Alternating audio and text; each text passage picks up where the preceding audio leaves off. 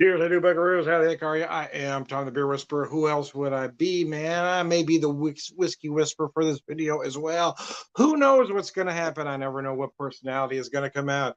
I'm going to start with the beer here. I'm going to tell you what I have. It is the 2023 version of the Materfamilias, a barrel-aged imperial stout. If I can get my eyes to focus on this writing. Uh, One sip of Materfamilias shows why this barrel-aged stout is the head of mother's household, requiring the undivided attention of our brewery over the course of a full year. Our imperial stout delivers intense roasted malt flavor of chocolate and dried fruit. Aging in bourbon and rye barrels imparts an unparalleled depth and complexity of aromas. There we go. It is 11%. Let me show you that can. Let me show you the story I just read you. There we go. We're going to set that down. How y'all doing tonight? How y'all doing, man? I also poured myself through the course of this video. I'll be sipping on this. Since it's Asian bourbon and rye barrels, I have a bourbon and a couple ryes here, but I start with the rye. It's a wheel horse rye. It's 101 proof straight rye, original sour mash. And here's the story here for this particular whiskey. Wheel horse rye is crafted and matured at the historic Owensboro Distilling Company in Owensboro, Kentucky. As the 10th oldest permitted distillery in the state, Owensboro Distilling has a rich history that dates back to the late 1800s. Now the distillery continues its legacy of making excellent whiskey under the direction of master distiller, I can't read that name, Jacob Call. There we go. My eyes aren't wanting to focus. They're very watery this evening. Using a mash bill of 95% rye. Check that out, 95% rye. This is a serious rye, my friends. 95% rye, 5% malted barley. Wheel horse rye is distilled in copper stills, then matured in hand-selected 53-gallon charred American oak barrels for a minimum of 2 years. Like all of our whiskeys, Wheel Horse Rye is bottled without chill filtration. So there we go. That tells you a little bit about that whiskey. Let me show you how the beer poured. Poured with a nice head, but it took me too long to get set up here, and the head is gone now. It's gone, baby, gone. I did pour 3 ounces, so you can see a nice 3-finger pour there. Oh, mercy. So it's been a week. So where should I start? Okay, well, I'll start why I'm at the pub alone. Here's why I'm at the pub alone. Well, first, I'd like to get into that a little bit. You know, there's a bit of, I don't know if it's worldwide or if it's more an American thing, right? There has always been a stigma about going anywhere alone or by yourself. And I've never minded being anywhere alone. Right? In fact, I've got, the older I get, the more I enjoy going to places by myself, right?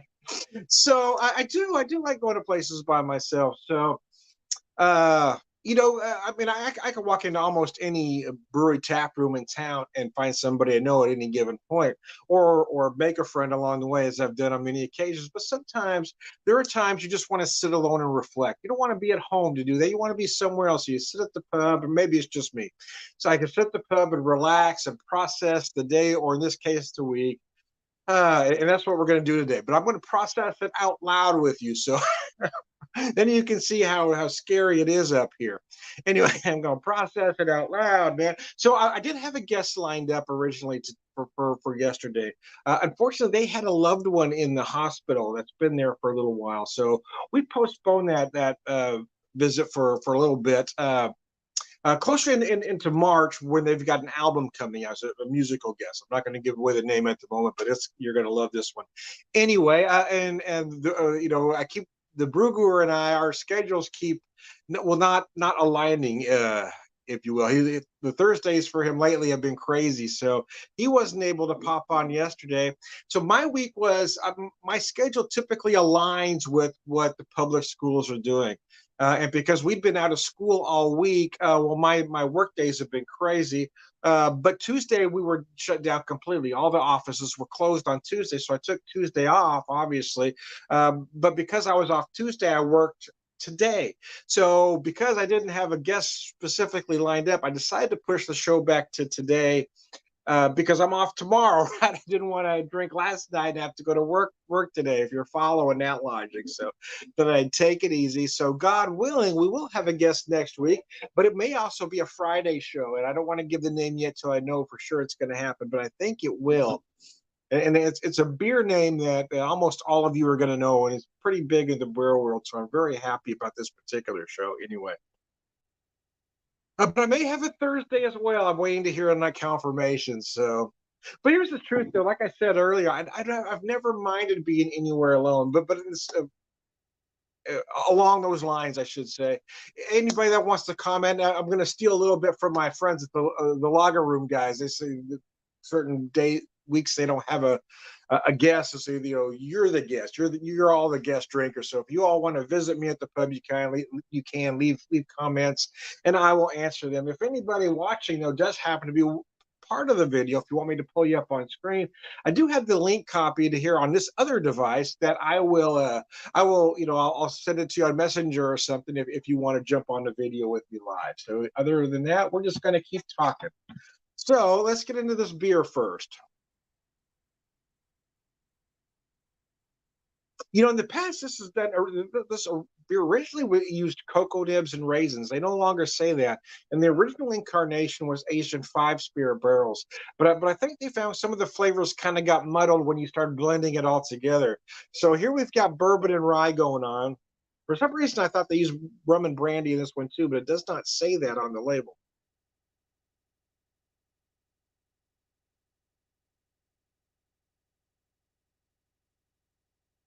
You get these very deep, dark, almost bittersweet chocolate notes on the nose. You do feel a lot of that barrel. You're gonna get a lot of barrel. Yeah, you get a lot of oak. Certainly, some vanilla is going to be there.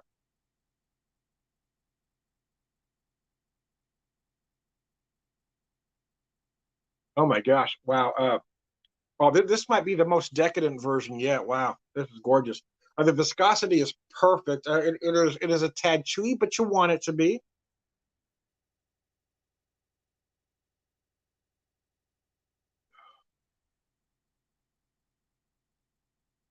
Oh, that is gorgeous. Yeah. So you do feel those barrels in there, right? Adds you might feel a toffee-like note running through there as well from that barrel. You might even feel a hint of spice. You might even feel some nutty, almost amaretto-like notes in there. So having said that, I'm going to pick up this Wheel Horse Rye and take a little sip. Oh gosh, this stuff is nice. I'd put it away for all. There's only a little bit left. I had bought some other stuff I'd been drinking. I've got 2 ryes sitting here that are near the end of their shelf life. I've got the Riverset Rye and the Wheel Horse I'm looking at, but I decided to go with the Wheel Horse because I hadn't had it in quite some time, so I wanted to revisit. I have been enjoying a lot of ryes lately.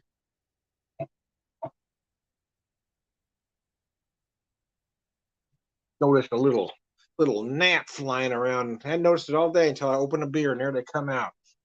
It's by design, man. Mercy.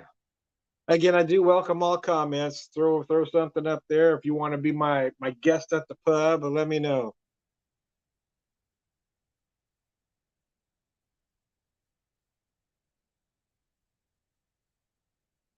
Oh, that's gorgeous. Big toffee notes. It is a rather spicy rye, rather full-bodied rye at 101 proof. It's absolutely gorgeous. It used to bother me, right? People say, "Are you here alone? Are you here by yourself?" I don't know if embarrassed is the right word, but what the hell is your business, right? But now I just don't care. you know, I could go, I can go to any beer fest in town here, in some cases, other towns, right?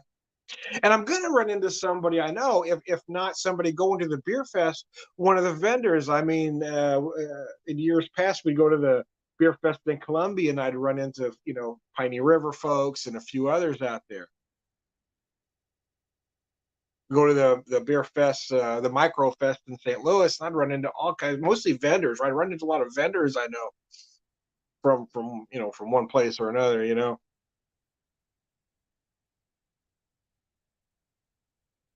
But like I said, I used to let it get to me, but now, so here I am at the pub alone. So typically there are times I just want to be alone, right? I'll go and I'll go to Springfield Brewing Company, for instance. I like to go there because I've got my mug sitting there. So I get a nice big, nice big 500 mil pour. I relax. I sit off to the side there. When I want, there's this certain seat that I sit at almost all the time when I want to have a conversation with folks.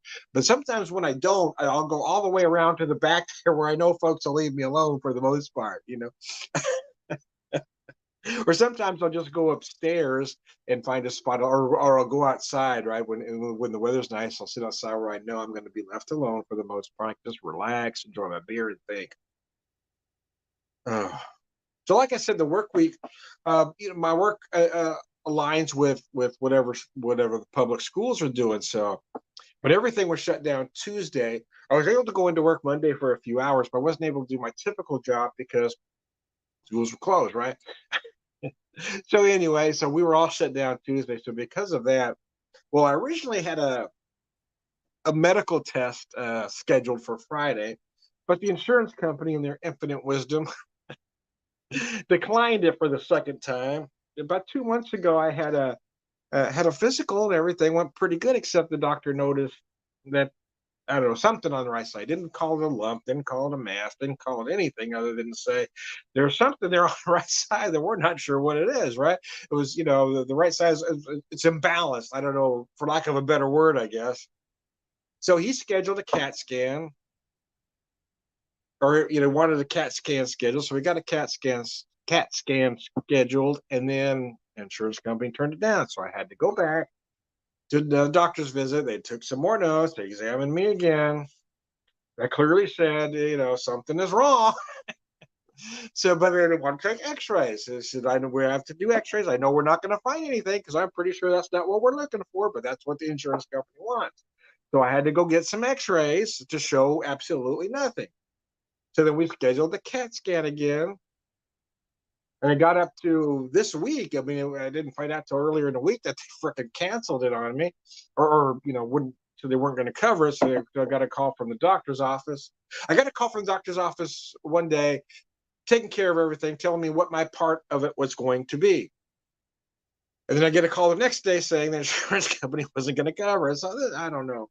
So it was a little frustrating, and I'm getting a little frustrated with the not my doctor. It's not his fault. It's the insurance company for dicking around.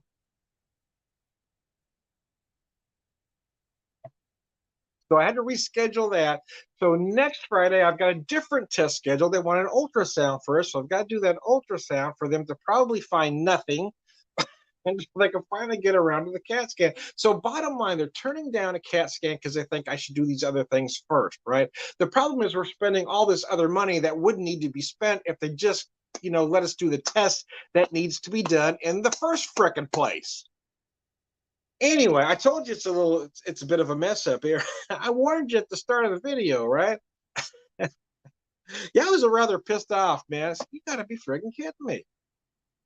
Well, I mean, they said, well, when we do an ultrasound, they're looking for this, this, or this, and so we're relatively certain those aren't the problems by where you're telling us the pain is, and where we see, where it is lopsided on the right side. So anyway, so I got to go in for that test next Friday, and hopefully that'll be good enough. Well, they'll finally schedule the CAT scan, and we can figure out what is wrong before I keel over and die. Which is what I think, in all honesty, this is what I think what the insurance companies want to happen. They want to dick around long enough for you to buy the frickin' farm so they don't have to do that test ever. They want us all to buy the farm. And that's the problem with insurance companies, right? Insurance altogether, whether it's a medical or car or whatever, you're betting you're going to have an accident. That's why you need insurance. You're betting you're not. That's why they're insuring you. So it's a stupid thing in the first place, but this is where we are. This is our system here in America, land of the free, land of the free, yeah.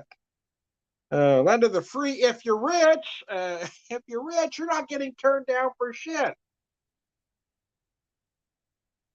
I bet you the guy that can afford these tests doesn't have to pay for it because his insurance company is covering it right away. But nevertheless, the working class guy's got to go through this, and this before he can get the tests he needs because the insurance companies are greedy bastards. Bring it back, Tom. Bring it back.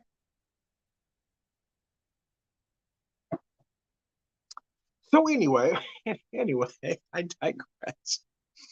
So going back to my work week, see, it's going to go back and forth like that. I mean, it's a mess up here. I mean, there's a lot of thoughts, and none of them are connected, and I never know what's going to come out at any given time.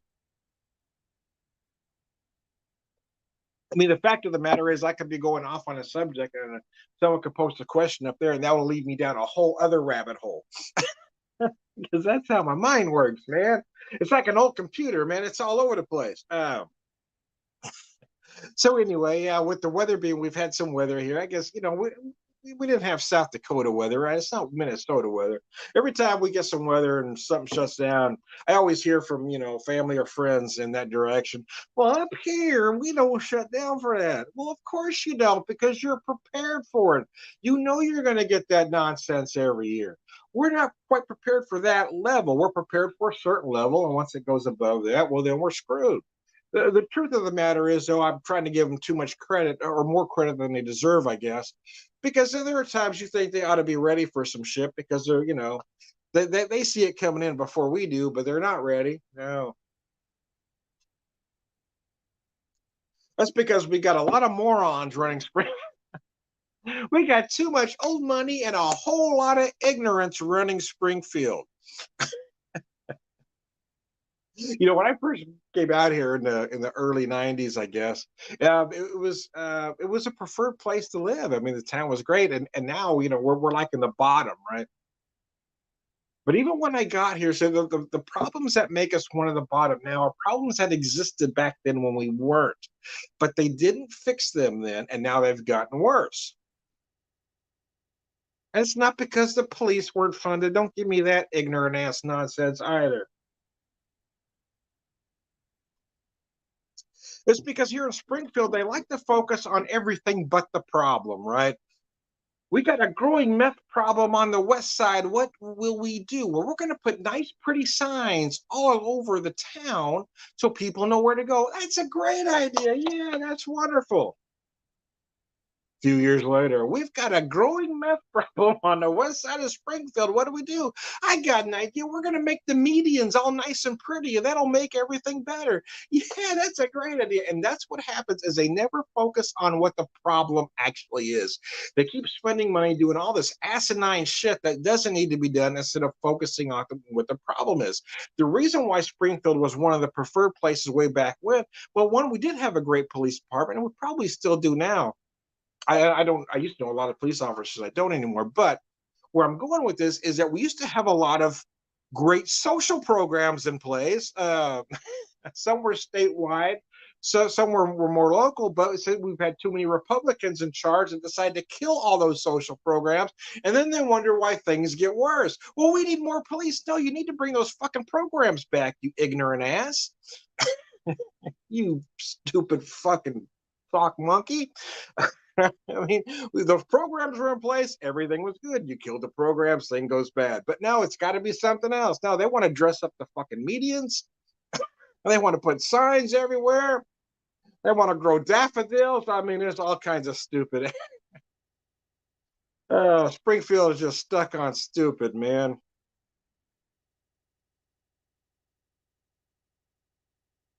I mean, they were in the most ignorant folks for office here in town. And every Republican is going to win every time. I mean, no matter how freaking stupid and ignorant they are. Of course, we're not the only area with that kind of problem. I mean, look at it. Look at old Marge over there, and Lauren Bobo. These folks are, oh man, I don't even. I think even calling them stupid would be giving them too much praise. I mean, these folks are beyond ignorant. They says we've got Jewish space lasers over here, we got Talk American over here.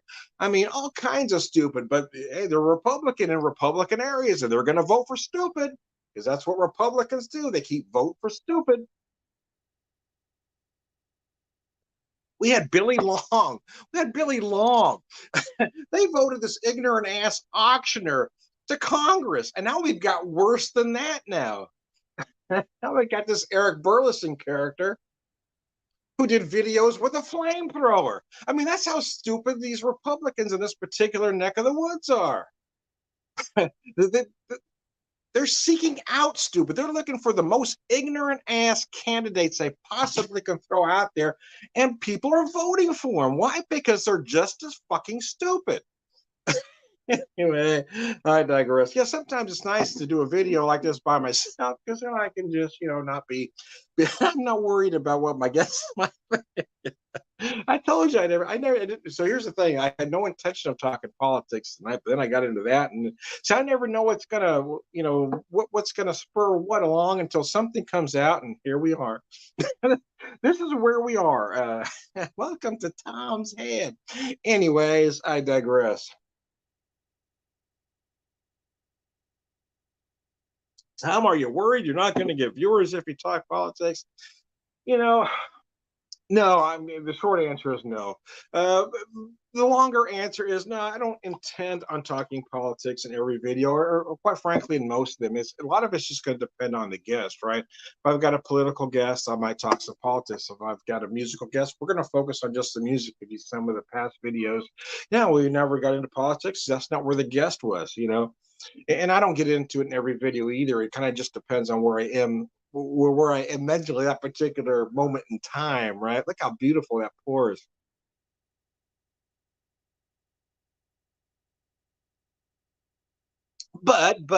However, but who knows? Well, the but is that there was a time that we could talk civil about politics, but the Trump era made everybody extremely polarized, right?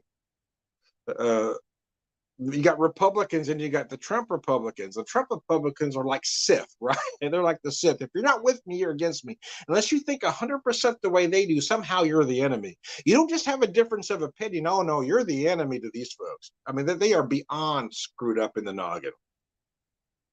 I mean, anybody that would still support Trump, even after he initiated a coup, I mean, you've got to be a special kind of jacked up. I mean, you are beyond stuck on stupid. You've got your head so far up your ass, and they're never going to get that smell off, man.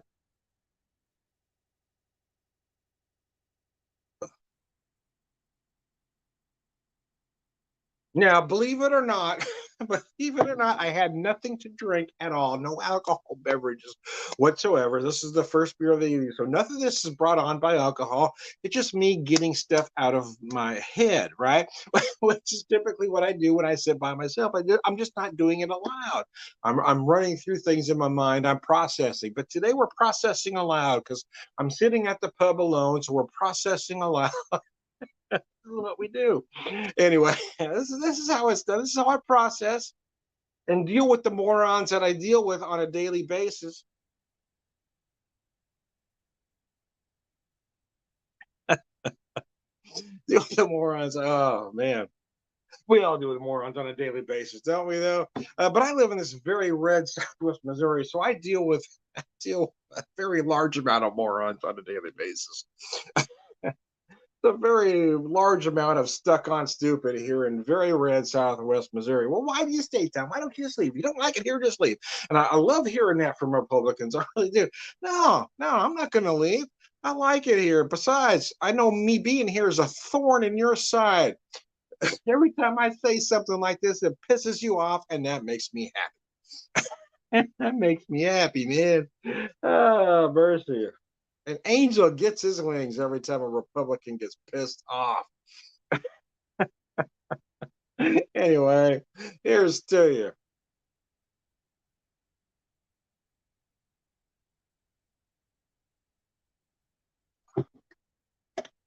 Well, there we go. One down. Uh, so I took it. I got so I bought two. I brought two beers out, or three beers out. Two beers I planned on drinking. Well, actually, all three I planned on drinking, but two for the sake of discussion. One I meant it more as a palate cleanser, but it is a good beer nonetheless. My palate cleanser is one from Jolly Fox Brewing in Pittsburg, Kansas, of all places. But I got to tell you, if you're ever heading in that direction or even close, if you get even close, you got to stop because those guys at Jolly Fox are doing some stuff, man. They really are. This is a very easy drinking beer they call Lucky Strike.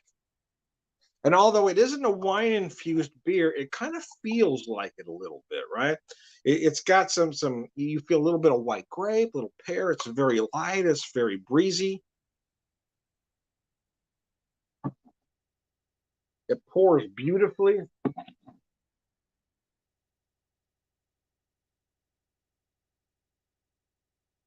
Beautiful that pours. I use this as a palate cleanser here to before I got into that other beer. Anyways, wheel horse rods, pick up some rye here. My viewership's going up and down. Oh, Tom. Got into politics and everything went nuts there. We're going to bring it back a second. Wheel horse ride.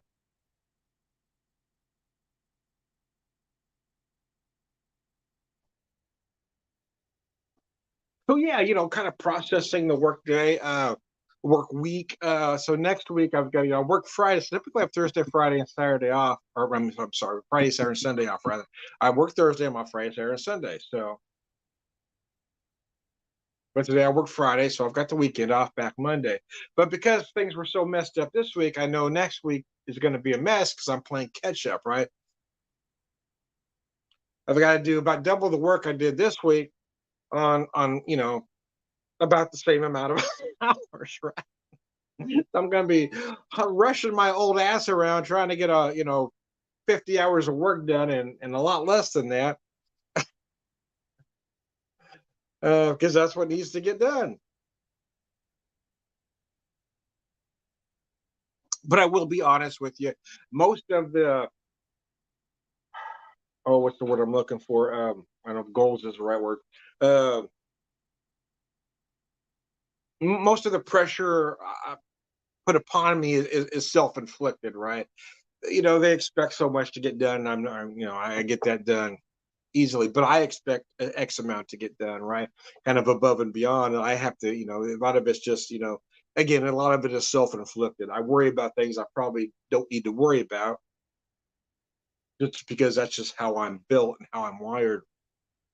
How a lot of us were wired growing up a certain way back in the 70s, right? Of course, it's a little bit different for me because I was raised by a different generation than most of my friends were, right? My dad was that greatest generation, but my dad was the age of some of my friends' grandpa, so it was a little bit different. My dad, kind of drilled this work ethic into us that you go and you do what you got to do, and so when I don't, almost kill myself for the company that doesn't give a rat's ass about me. But if I don't almost kill myself, I'm not doing enough, and that's really a hard mentality to shake, right? And I noticed with millennials, a lot of my generation wants to talk about how lazy millennials are. Millennials aren't lazy at all. In fact, they're just smarter than we are. And the reason they're smarter is they're not going to go out and kill themselves for a company that doesn't give a rat's ass. Folks like me, it's too late for me. I can't be saved. I can't change that mindset now. I just can't. I'm go out. I'm killing myself. I'm killing myself. I'm killing myself, trying to get stuff done above and beyond you know, because that's just how I'm built. Millennials don't do that and they're referred to as lazy. Well, they're not lazy, they're just smarter than us. They figured out that they're not going to kill themselves for a company that doesn't give a rat's ass. Now, let me clarify a little bit. I'm not saying my company in particular doesn't give a rat's ass. I'm not saying that at all. I'm just saying in general, right? In general speak, but the truth of the matter is, I mean, I could be out there and have a heart attack If I don't die, I'd be laid up for a while, and my job will be posted the very next day. So a lot of us have this delusion that our company does care, that they care, they love me, they talk about me all the time. No, no. No matter how much you think your company might like the work you do, yeah, the second they have to replace your job, they're going to do it. They're not going to miss you for a second. And that was a hard learn for me. It was a very hard learn because again, I was brought up that certain way from my dad, from that World War II greatest generation. It really was a tough learn.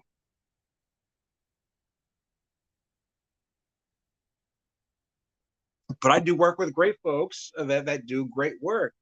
Um, for a lot of good reasons. So I am pleased to do what I'm able to do. But yeah, there are times I've pushed it farther than I needed to push it to get stuff done, and I come home and I'm really in significant amount of pain because I was trying to go above and beyond for a company that probably isn't going to, recognize that I went above and beyond to get certain things done. And a lot of that isn't the company though. A lot of it just is knowledge of a specific position, right? I'm in kind of an odd. I don't know how to explain this without giving away exactly what I do, but so the explanation might sound a little odd, but the particular unit I'm in does one specific thing. I do one specific thing that they don't do, but what I do is integral to what they do. With it, what I do has to be done to make that work.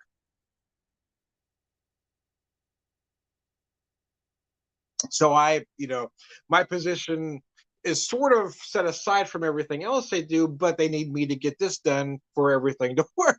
So it's kind of a weird thing, but because of that, a lot of what I do doesn't get recognized because they don't know it needs to be recognized, right? They don't say, Tom, thank you for doing this, because they don't know that's something that needed to be done, right? There's just things I automatically do every day because I've got 40 years plus work experience, right?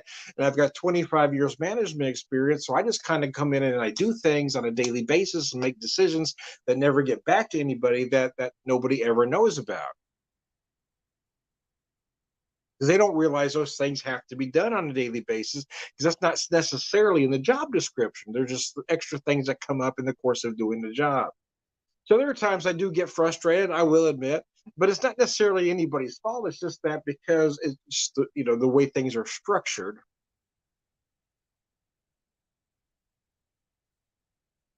But there are days I've come home in such extreme pain.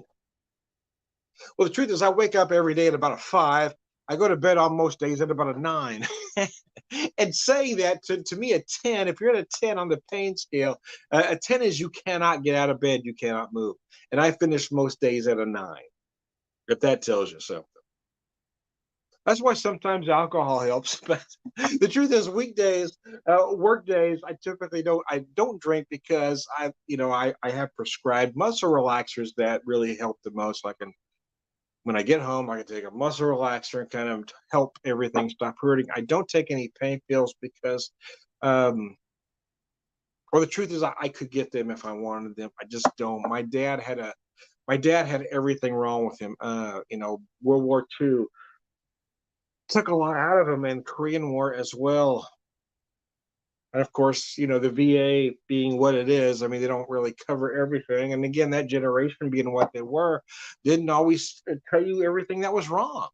But near the end, near the last, I don't know, even the last 20 years of his life, to be honest with you, I mean, he was in such pain that he had no enjoyment at all. Because I mean, he would try to act like he was having fun, but I mean, he was in such extreme pain.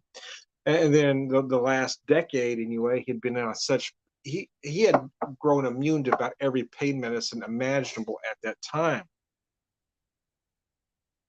And they never used the word addicted, but I honestly think he was because he couldn't live without those pain pills. So I'm kind of at that I'm the opposite of that. I'm afraid to take any opioids. I'm afraid to take any opioids because I don't want I'm very leery of any kind of dependence. So I'll take my muscle relaxers, you know, 3 or 4 days a week, and that's it. And then come the weekend, I do this. to help take the pain down just a notch.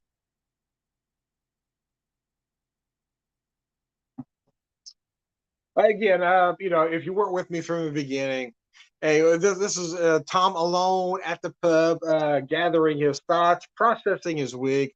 If you would like to be part of the video, in fact, post some comments if you like.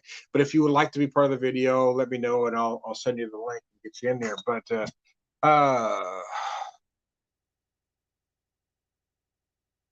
so I'm going to post a comment from a friend, Doug Smith.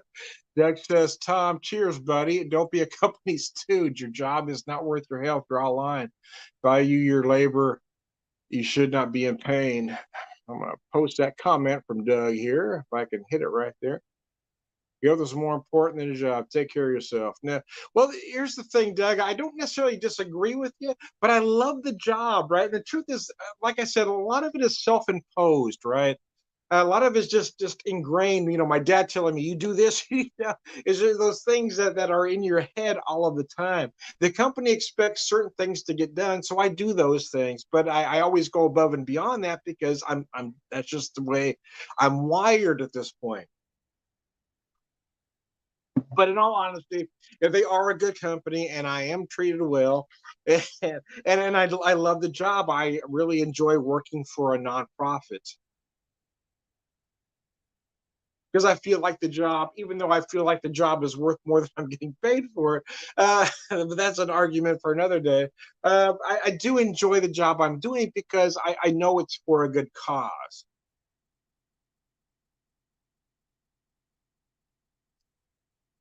Uh, but sometimes you just need to vent, right? Sometimes you just need to get things out of your system, say it out loud, get it out there and vent. And you hope it's not held against you at some point, right? You just, okay, I'm upset right now at this moment, so I'm going to say this. And it might not be something you even mean long term, but sometimes you'll say something and folks will hold it against you for a long period of time.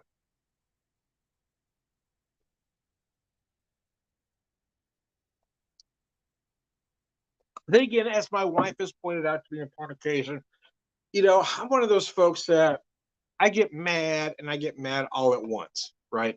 And once I get mad, I say these things. I say things and then I'm not mad anymore. But because I've said something, somebody else is mad. So it's just, well, they could be mad for a while now. A Chiefs or Eagles, do you care? I'm going to put that there because I know you're a Pats fan. And I'm a Rams fan. So, even though I live in Chiefs neck of the woods, I'm not a Chiefs fan. So I don't hate the Chiefs by any means. Don't get me wrong. However, I'm going to say Chiefs for this one. I think Mahomes. I think Jalen Hurts for the Eagles is great, and I think he's going to give them a game. But I think Mahomes isn't going to let that team lose this time. I think he learned a valuable lesson against the Pats a couple years back, and I think he learned a lesson last year losing to the Bengals in the championship game. And he's not going to let a hurt ankle or anything stop him this time. That's what I think. And Travis Kelce. I think Kelce. Wow, Kelce is maybe the greatest at his position of all time. And those are my thoughts on that particular matter. But I'm glad you asked that question, though. I really am, because that got my mind going in a different direction. So thanks, Doug. I appreciate that. I really do, man. Thank you. Oh, mercy.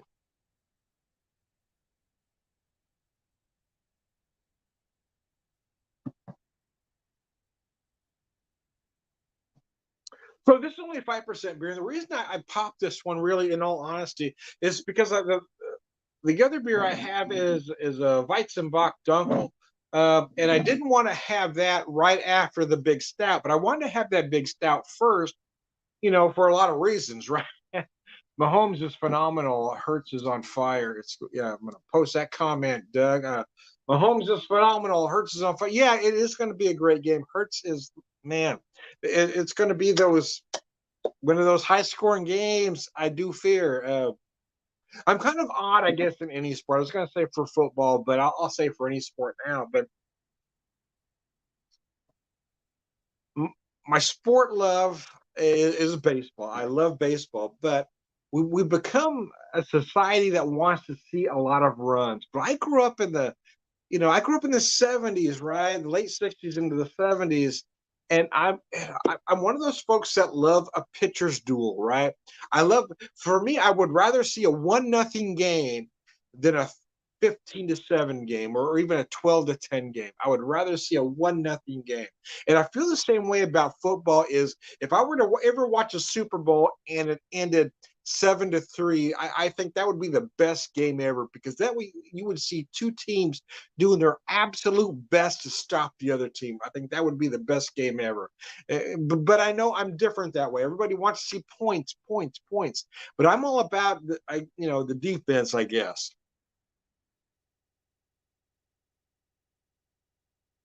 But I've always loved watching pitchers, right? As far as baseball goes, that's why I love a pitcher's duel, I guess. While watching pitchers really think and do what they do to a 1-0 game, oh man, I think that's the best game ever when you see a 1-0 game. Yeah. And the only equivalent I can think of would be like a 7-3 game or even a 3-0 game or 7-0 game, whatever.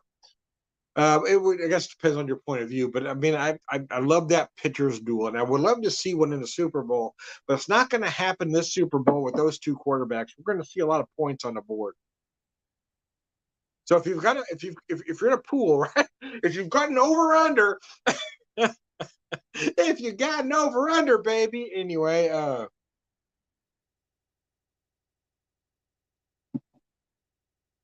I think Mahomes in I don't want to say this the wrong way. Last year when he lost, I think that really took it.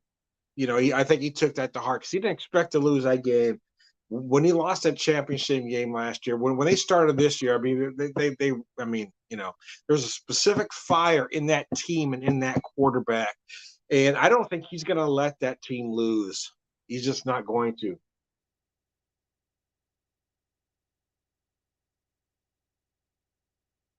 Yeah, I'm going to post that comment, Doug.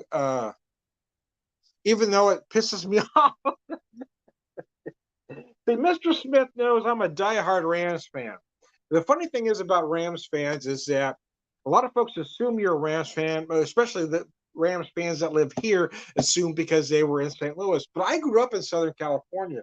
I mean, I had a Roman Gabriel jersey Roman Gabriel, yes, I'm saying Roman Gabriel. I had a Roman Gabriel jersey when I was 4. So I've always been a Rams fan. When Kurt Warner took that team to the Super Bowls, oh my gosh. And then when you had, yeah, we thought they were going to win that one too against the Pats, and then things just got ugly.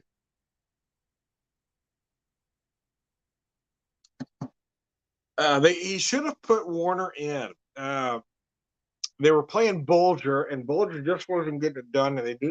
There were just a lot of mistakes that day. But that was the beginning of the Tom Brady era, right? That was in fact that was the very beginning of the Tom Brady era. The most annoying quarterback in the history of football. Maybe the most polarizing quarterback in the history of football. People either really love him or really hate him. I mean, you can't help but admire him a little bit or a lot because he does have a lot of talent, or he did have a lot of talent. But there are some questionable aspects, right?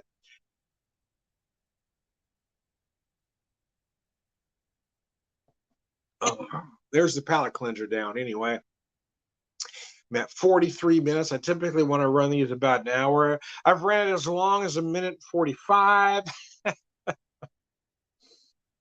I've yet to be right at an hour, but we're getting closer. This one probably be close. Depends on how I feel. Since I'm alone at the pub, we may keep talking. It's hard to tell. I appreciate Doug. Thanks, man. I appreciate you commenting here.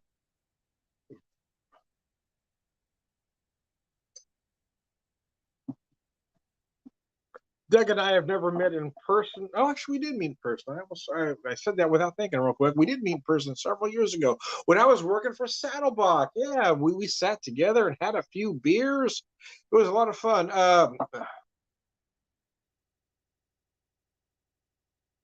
See, this is where we're going to disagree, Doug. I'm going to post your comment, but this is where I'm going to disagree.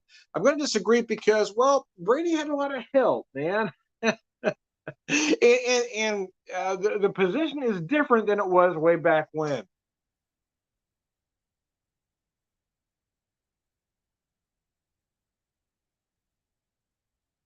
Montana won every Super Bowl he went to. He didn't lose any. So for me, Montana will be the greatest, even though I despise San Francisco because I'm a Rams fan. I despise San Francisco. I despise the 49ers. I hate them because I'm a Rams fan. But I can't help but say Joe Montana is the greatest of all time because partly because of the era he played, partly because, well, I mean, it was just a different era, I guess. Now, Duncan, I did meet a while back, several years ago, I guess, when I was working for Saddlebach Brewing. So we met there. We hit a few others. It was great. We've since we've had a falling out. You know, that's it kind of happens to friends from time to time. You have some disagreements. You try to work through them. Sometimes you can't.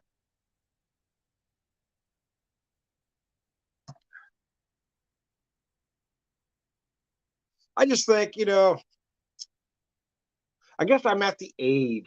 I think we seem to be in a society where people think everything is disposable. Everything is disposable. Friends are disposable. And I think social media has kind of lended to that, right? You can just unfriend somebody without even thinking about it. So it's not like in the days where you'd have to go to your friend and have a meaningful conversation and say, okay, let's work this out. And I think we've become a society that just doesn't want to work things out anymore. So the thing is, Doug and I have some disagreements. His opinion may be a little bit different than mine. But the truth is, sometimes things can't be worked out. So you just agree to disagree, and then you move on. Sometimes friends aren't meant to be lifelong friends, but sometimes you can work through disagreements. Say, okay, we disagree. We're going to just agree to disagree on this particular thing, and we're going to keep moving on from there. And sometimes you can do that. Sometimes you can't. Well, yeah, social media isn't reality. That's kind of true, I suppose. I don't know that's 100% true, though, right? Because there are people that don't present who they are on social media. So in that case, it's not reality. But I have met a lot of folks through social media, right? I mean, I've had Stuart Picard stay with me for a week.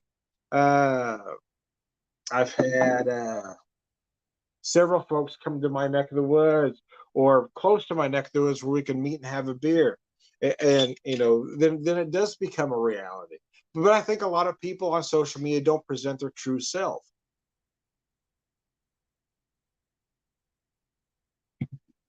I mean, me, hell, I mean, I'm an open book. you this is my true self. The truth is, okay, that's not exactly true. My beer whisperer persona, my whiskey whisperer persona is a slightly exaggerated version of myself. There's a lot of me in there, but yeah, I do kind of go over the top on purpose with both of those characters because I can. But again, reality is what you make it. And social media is only as good and bad as you want it to be, right? If you want social media to be evil, you can make it evil. You can be a horrible person, you can treat people badly, and you can make social media evil. Or you can be a good person and you can make social media, you could try to make social media decent. The truth is, I've met a lot of people through social media. So if it didn't exist, there's a whole lot of people I wouldn't have met. You, for instance, I wouldn't have met Stuart. I wouldn't have met. I mean, there's just a lot of folks that have come to my neck of the woods,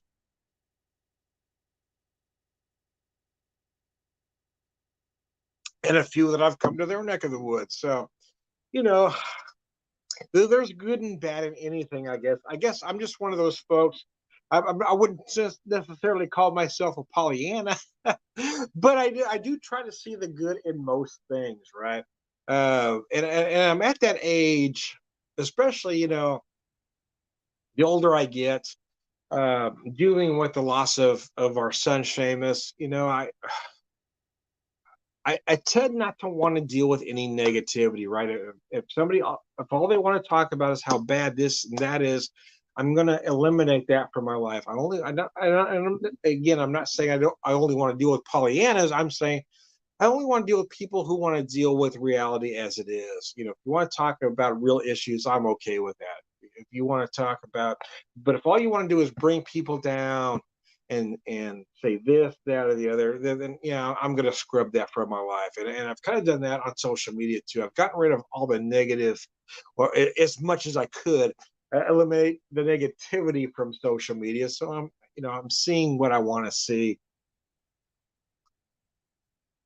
I'm only dealing with friends that I want to deal with, that I know might not agree with me all the time, but at least will be honest and not necessarily negative. And there's a bit of a difference there. So anyway, let me get into this beer here. I haven't talked much about Dark Wheat Doppelbock Ale from Casey Beer Co. because this is their home run swing. It's a 7.5%. 7.5%. Yeah, we're at a 0.5% short of being a double anyway, or imperial. Yeah, 7.5%. Man, Casey Beer Co. Nobody does German beer styles better than Casey Beer Co. These guys are just awesome.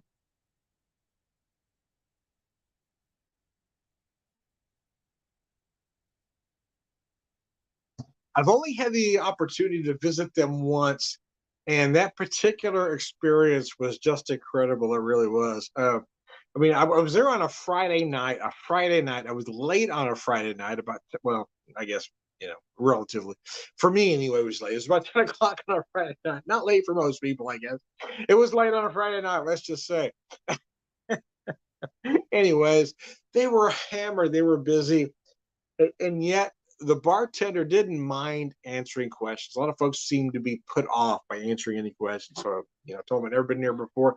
He said, well, he gave me the rundown. Put my order in. He brought my beer right away, did 100 other things. I mean, the dude was moving like lightning. Came back and checked on me like 5 minutes later. Oh, I'm good, man. Bless you, wife. Wife sneezed in the background. Bless you, wife. Anyway. Anyway, yeah, she deserves it. She's been married to me a long time. She deserves a bless you. Bless you, dear. Anyways, the woman deserves a medal. Anyway, at the very least, a spa day.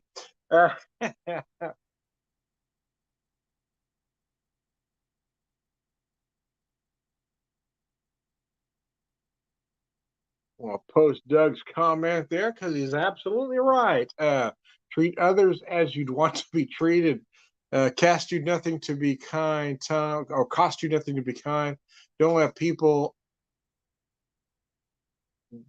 down to a level that would make you negative. Thank you, Doug. I appreciate that, my friend. Uh, Thank you, sir.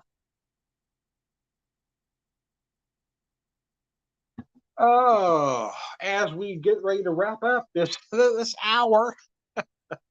Anyways, mercy. Yeah, alone with my thoughts. I figured, what the hell.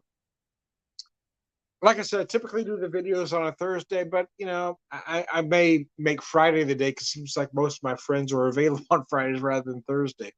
Uh,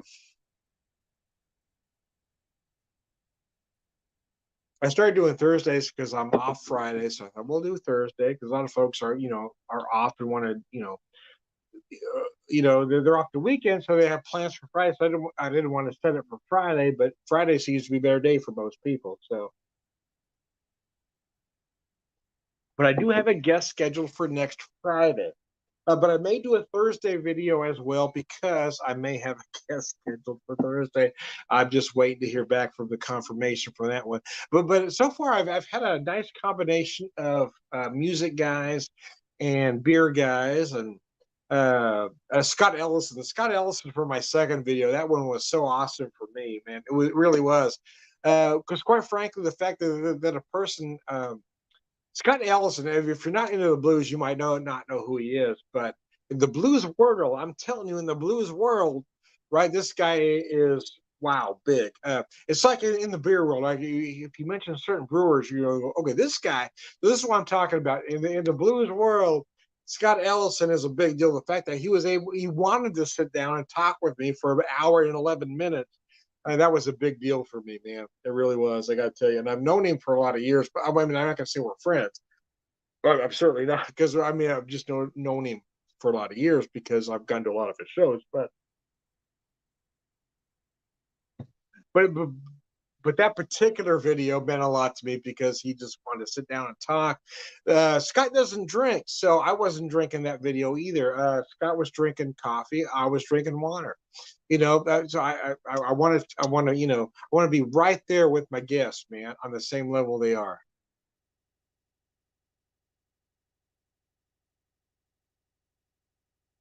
Are you? Are you?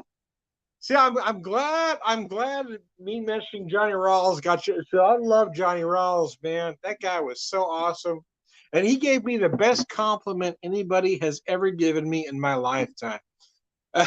He walked over to me and said, "Son, you ain't got any rhythm, but you certainly got soul." And that is the greatest compliment I've ever been given in my life. Johnny Rawls is amazing. He really is. Even at his age now, man. Because I saw him almost 20 years ago now. It's been a while, but Johnny Rawls, that dude, he's something special, man. Maybe a little more soul or R&B than blues, but he's not really completely soul or R&B. There's a lot of blues aspects in what Johnny Rawls does, man. He does a lot of live videos, so whenever he does a lot of them spontaneous. So I tend to tune in on Facebook when Johnny Rawls goes live. Oh, I'm watching, baby, I'm watching. I think this guy is great.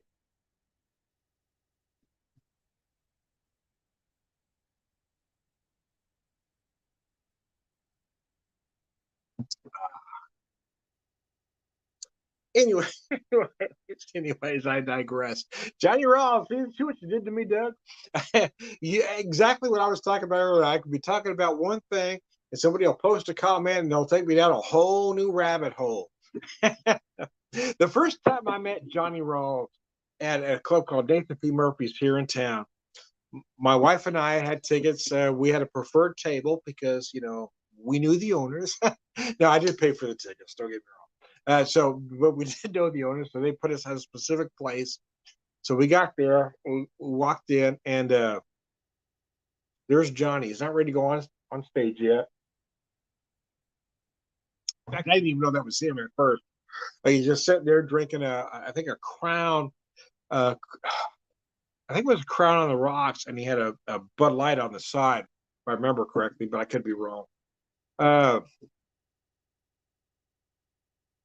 but when I walked in to pay my, pay to get in, pay the cover, Bob it walked me over to introduce me. Said, "This is Mr. Johnny Rawls. This is Tom. He's one of our good customers." And he walked up and he shook my hand, and we exchanged a few words and talked a little bit, and and went on, and he did his thing. So at the end of his first set, he walks over, he walks down, he's got the mic, and he gives it to everybody.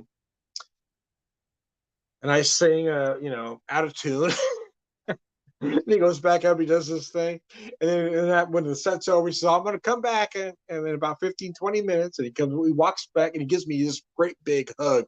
And he says, "Son, you don't have any rhythm, but you sure as hell got some soul." And I will take that compliment till the day I die. So the other part of that story is the very next year he came back to town.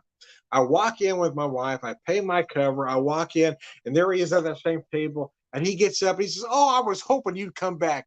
The man does all these dates, and he remembered me. My wife looked at me. He remembered you. She says, "I'm not sure if that's good or bad." I said, "I don't know either, but I'm going to take it as good." Anyway, Johnny Rawls, man, the man's amazing. We're closing in on an hour, and I'm finishing up my third beer and 3 ounces of whiskey. So we probably ought to shut this down before I start telling everybody what I really, those like Thanksgiving, right? That uncle that drinks one too many shots, and all of a sudden, anyways, I am Tom the Beer Whisperer, beer evangelist, prolific beer drinker, purveyor of wisdom, but I'm also Tom the Whiskey Whisperer, whiskey evangelist, prolific whiskey drinker, purveyor of wisdom, and